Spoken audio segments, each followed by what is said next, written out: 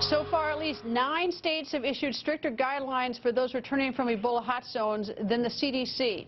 Should we have inconsistent policies? Should President Obama step in? Governor Sarah Palin joins us. Good evening, Governor. Thank you, Greta. Governor, it seems, first of all, where do you fall on this to put people in quarantine or not who have no symptoms coming from the hot zones?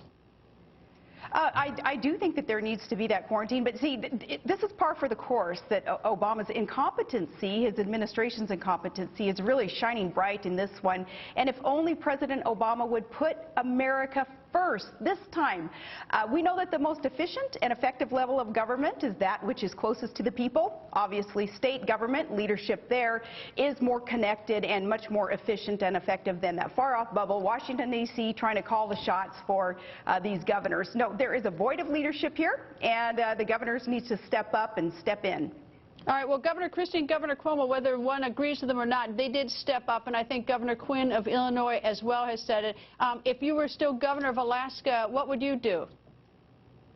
You know, I would talk to the other governors, and I bet you we would come to the conclusion that you can't trust the Obama administration to really do much of anything right. So, yes, we would take it upon ourselves to exercise our 10th Amendment right, and that is states' rights, taking over some of these issues, especially that it's proven that the federal government isn't able to do. But also, a big picture here, Greta, that I don't hear a lot of people talking about right now is we know that liberals will capitalize on any crisis. In fact, this administration, some characters within it, have advocated for and even advertised their desire to capitalize on crisis. They're not going to let it go to waste. Those are some Saul Alinsky tactics, rules for radicals. One of those rules is, yes, you capitalize on crisis. It's kind of a fear mode that they don't mind the people of America being in, so that the people of America would think that they have to rely on big brother government to answer the questions for them and solve the problem.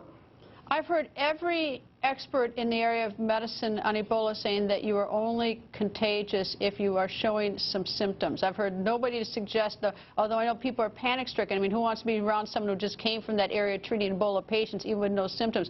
But in light of that, what do we do? Just, basically quarantine everyone who comes off, knowing that the experts say that they are not contagious if they don't exhibit any symptoms?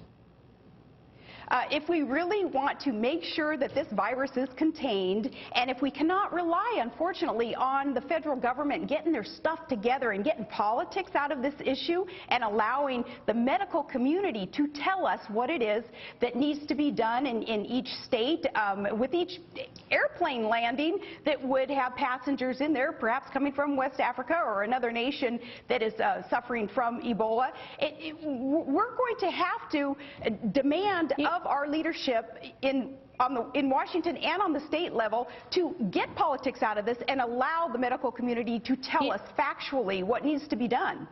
I don't even know if this is politics. I think it's actually more of a sleep at the wheel. And in some ways, I don't blame the governors for trying to just do something about it. Because, look, last March, the World Health Organization warned about Ebola. They did it again in August. And, it does require leadership to set some sort of standard. This is the problem. This is what we're going to do. This is what we have. And instead, we're playing catch-up this whole time and throwing everybody into chaos and people into panic. And we can't even make good decisions because everybody's so freaked out because we have no sort of sense of leadership on this.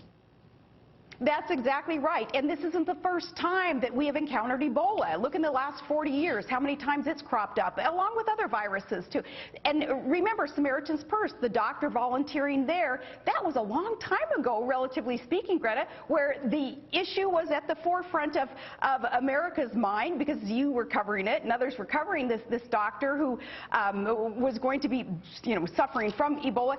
You would have thought that even those weeks ago that the Obama administration would have got their stuff together and then been able to help advise, of course, American citizens what we're going to do. But remember, too, this is an issue, though, of we don't want any level of government to practice overreach.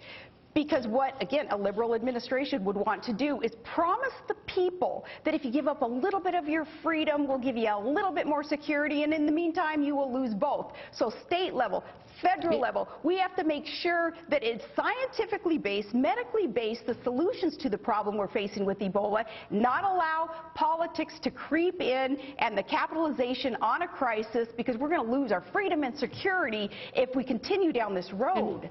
Governor, thank you for joining us. Thank you.